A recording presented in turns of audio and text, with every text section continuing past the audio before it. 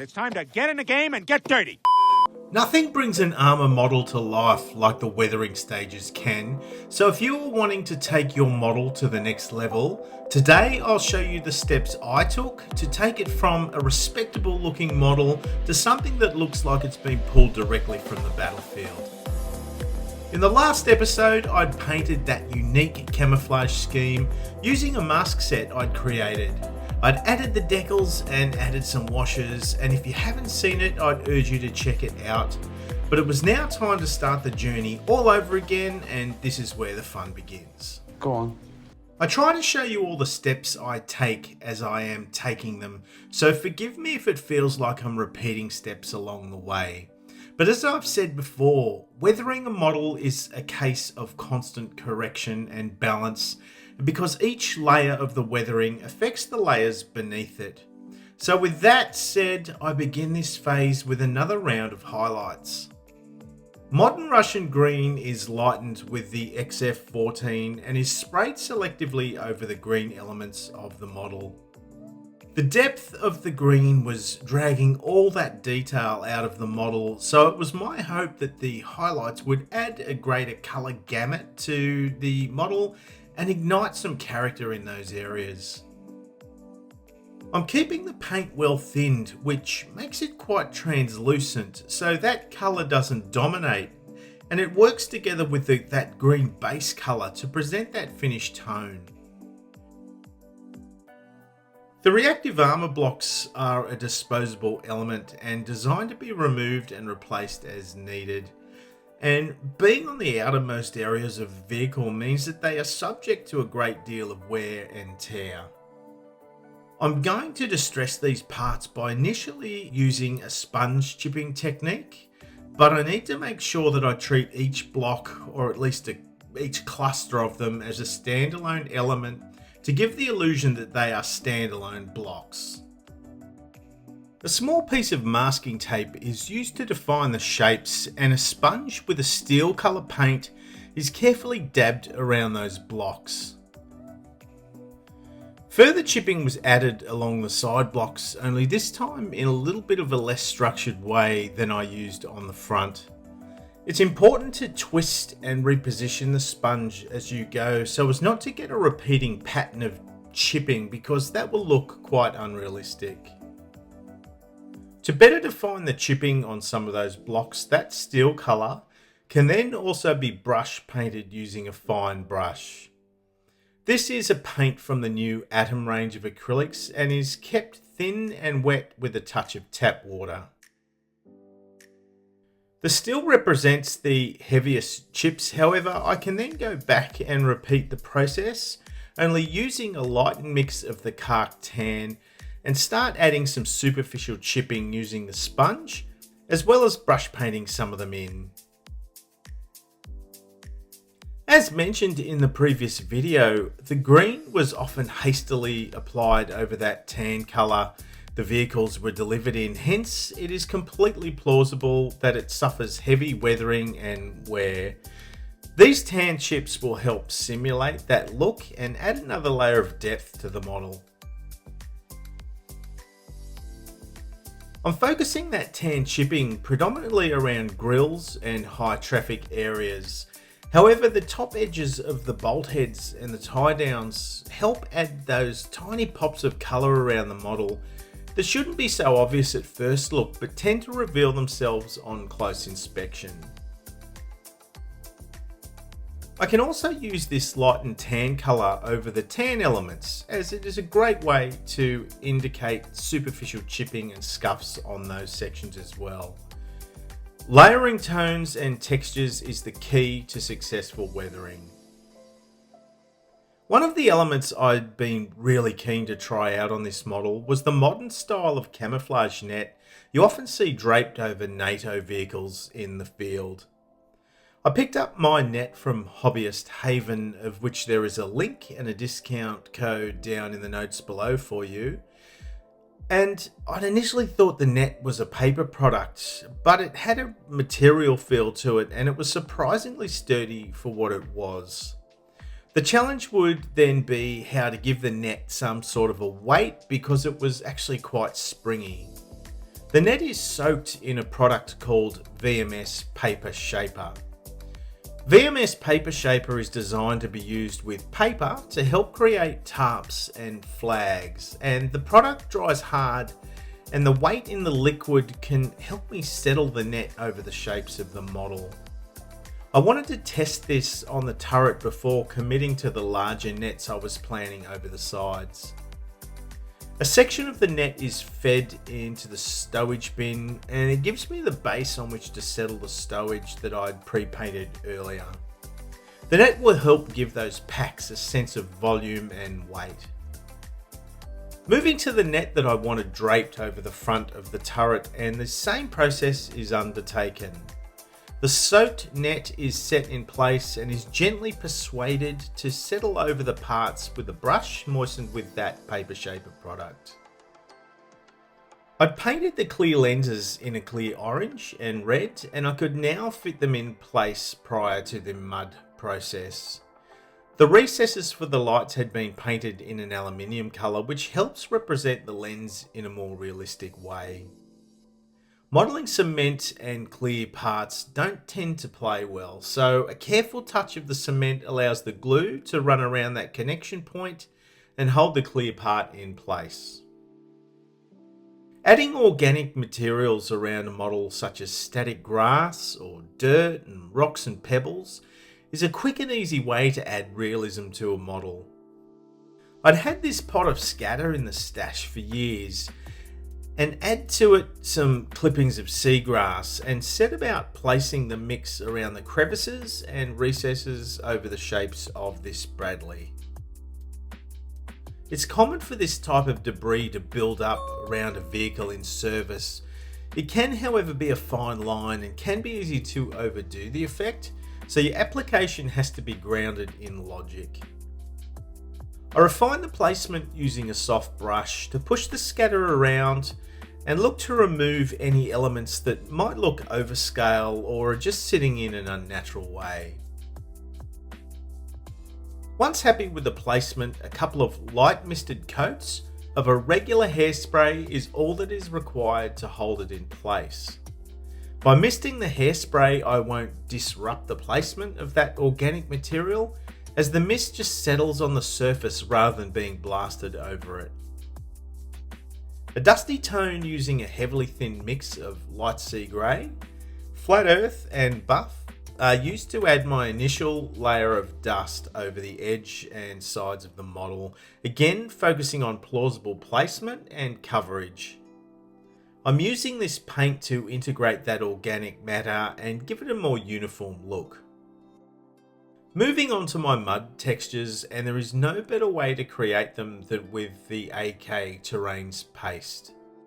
The paste is a water-based acrylic product that will dry hard and give me the muddy textures through those lower edges of the tank.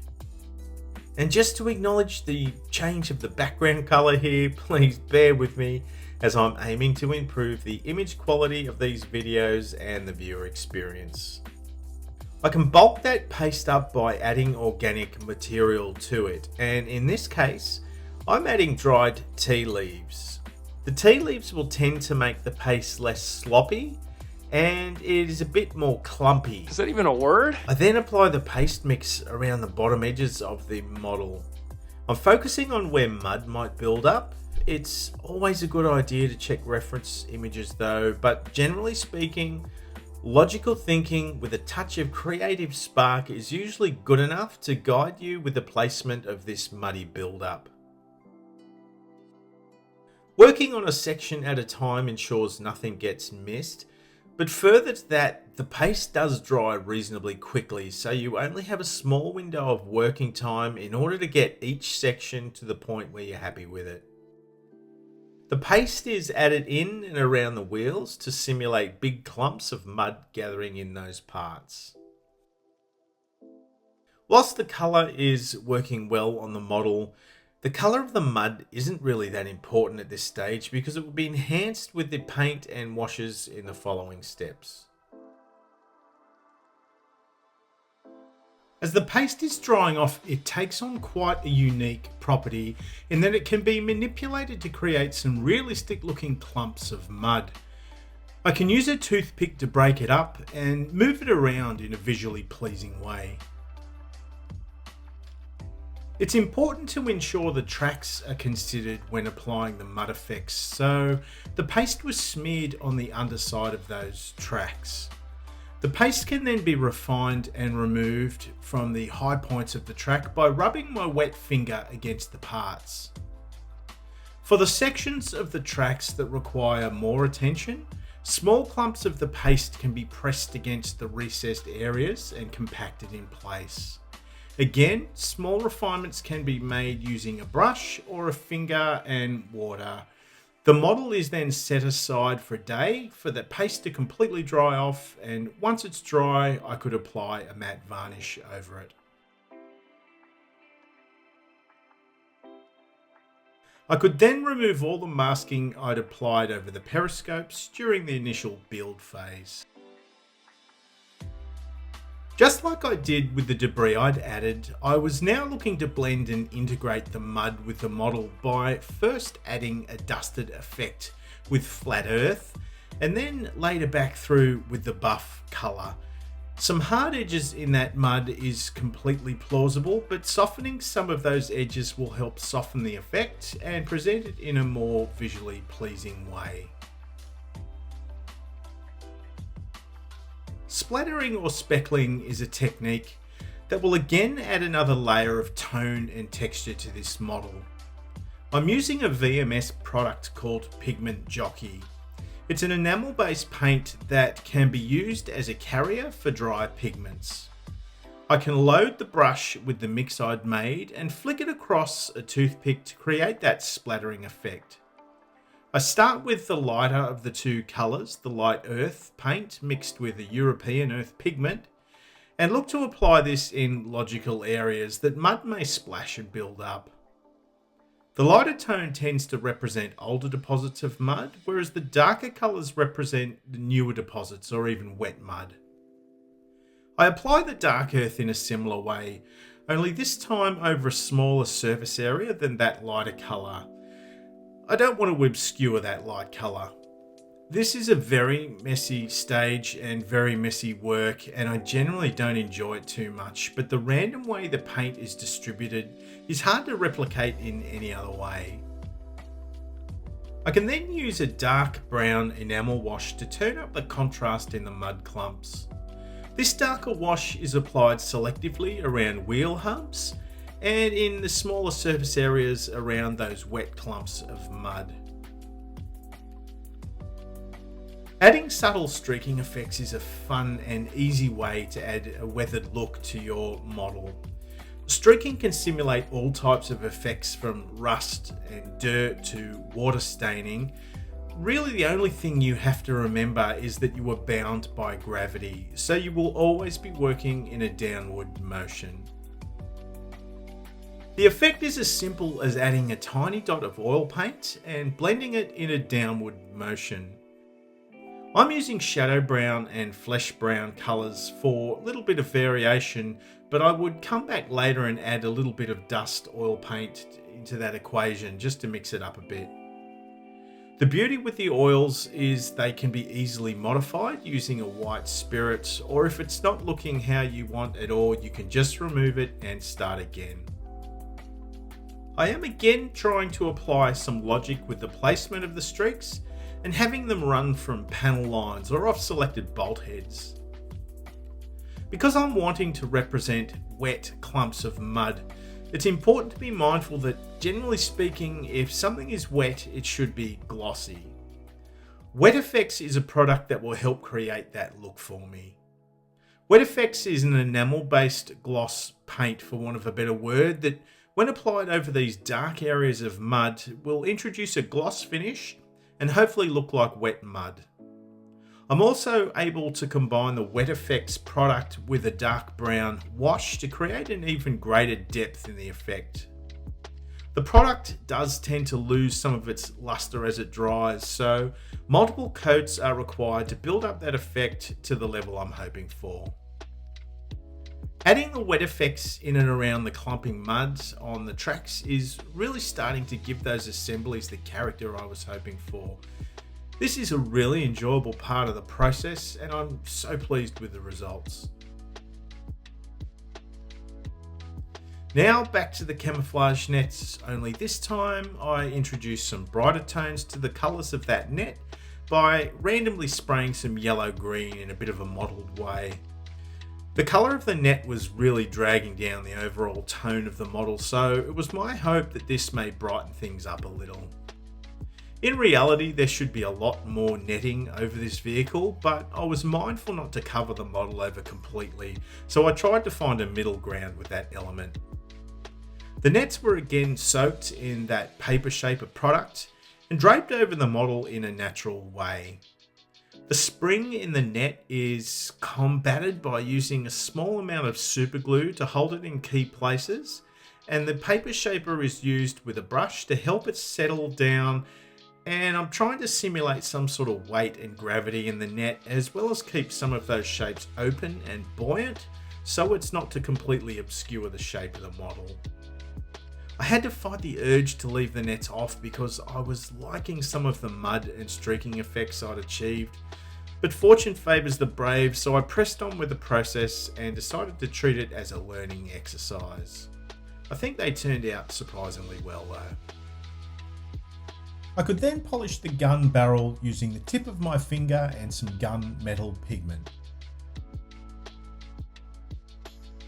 A couple of aerials using steel wire from an old guitar were included and the model was just about ready for inspection.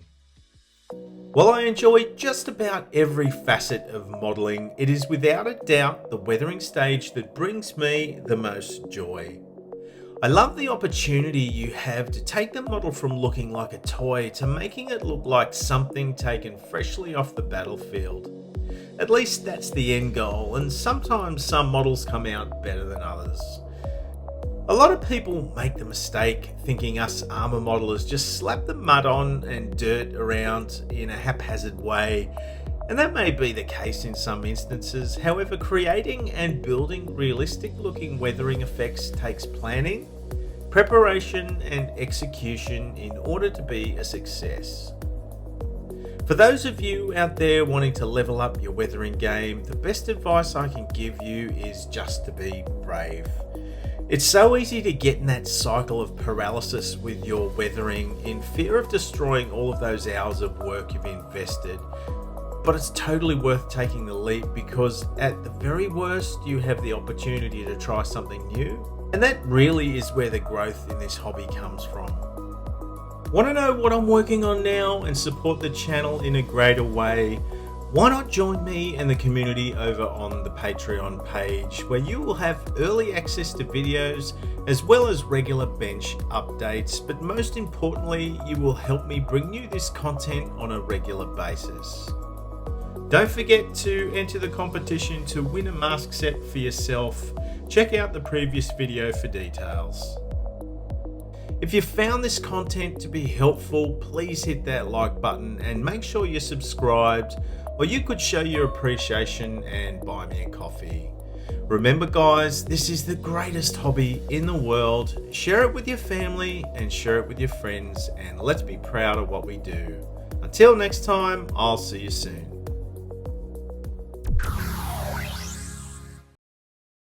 All right. Is that just about does it? I guess.